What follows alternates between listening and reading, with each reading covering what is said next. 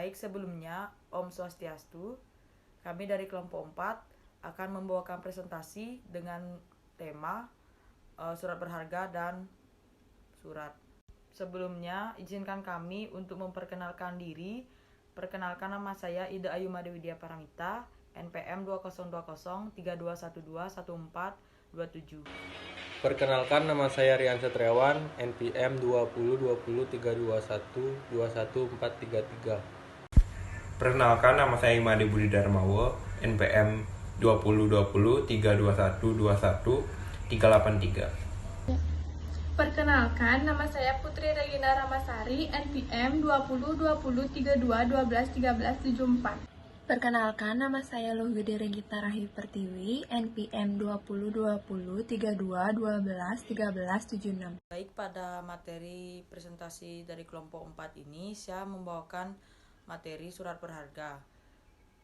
Baik, surat berharga adalah dokumen yang mempunyai nilai berharga berupa uang yang sudah diakui dan bahkan dilindungi oleh hukum untuk keperluan transaksi, pembayaran, perdagangan, penagihan, atau jenis surat lainnya.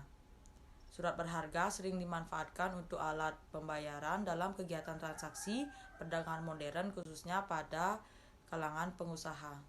Selanjutnya ada manfaat surat berharga. Secara yuridis, dilihat dari sisi yuridisnya, surat berharga bermanfaat sebagai alat pembayaran, alat pemindahan hak tagih karena sudah diperjualbelikan, dan juga sebagai surat legitimasi atau surat bukti tagih yang sah. Secara fungsinya, jika dilihat berdasarkan fungsinya, maka surat berharga memiliki fungsi sebagai surat yang memiliki sifat hukum kebenaran, surat tanda keanggotaan dari suatu persekutuan, dan juga surat tagihan utang. Selanjutnya, adapun ciri-ciri dari surat berharga. Yang pertama, surat bukti tuntutan hutang. Yang kedua, pembawa hak. Yang ketiga, mudah dijual belikan. Jenis surat berharga di luar KUHD: yang pertama, biliet giro; yang kedua, commercial paper; yang ketiga, surat saham; yang keempat, obligasi; yang kelima, delivery order; yang keenam, surat hutang negara. Pengertian surat: surat adalah alat komunikasi antar seseorang dengan seseorang yang dikehendakinya, yang berisi tulisan, pernyataan, suatu kabar, harapan, dan tanggapan yang sesuai dengan keinginan dari penulis surat tersebut. Fungsi surat ada sarana pemberitahuan, sarana permintaan, buah pikiran, ide atau gagasan, bukti historis, pedoman kerja. Surat resmi ialah sebuah surat yang digunakan untuk kepentingan resmi, baik perseorangan, instansi, maupun organisasi. Misalnya, undangan, surat edaran, dan surat pemberitahuan. Ciri-ciri surat resmi menggunakan kop surat: apabila dikeluarkan organisasi, ada nomor surat, lampiran, dan perihal. Menggunakan salam pembuka dan penutup yang lazim.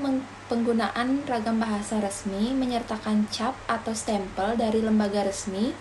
Ada aturan format baku. Bagian-bagian surat resmi yang harus kita ketahui adalah kepala atau kop surat yang berisi nama instansi atau lembaga, alamat instansi, dan logo instansi. Nomor surat yakni urutan surat yang akan dikirimkan. Lampiran yakni berisi lembaran lain yang disertakan selain surat. Hal isinya berupa garis besar dari isi surat tersebut.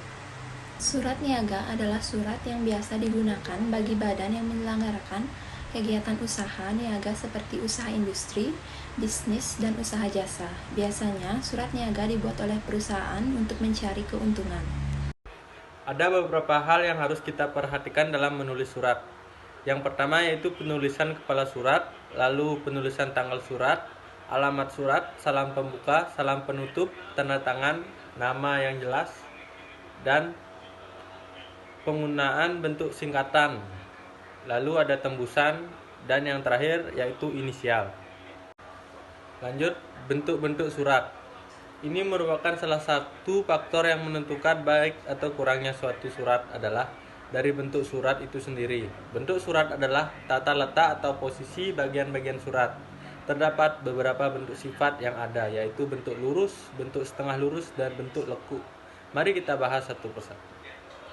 Bentuk surat ada dua, yaitu yang pertama ada bentuk lurus Bentuk lurus adalah suatu bentuk surat yang diketik semuanya mulai pasak dari garis pinggir kiri, lain tempat dan tanggal serta salam penutup, nama perusahaan atau kantor, nama dan jabatan yang akan menandatangani diketik mulai dari tengah-tengah antara tepi kanan dan tepi kiri kertas.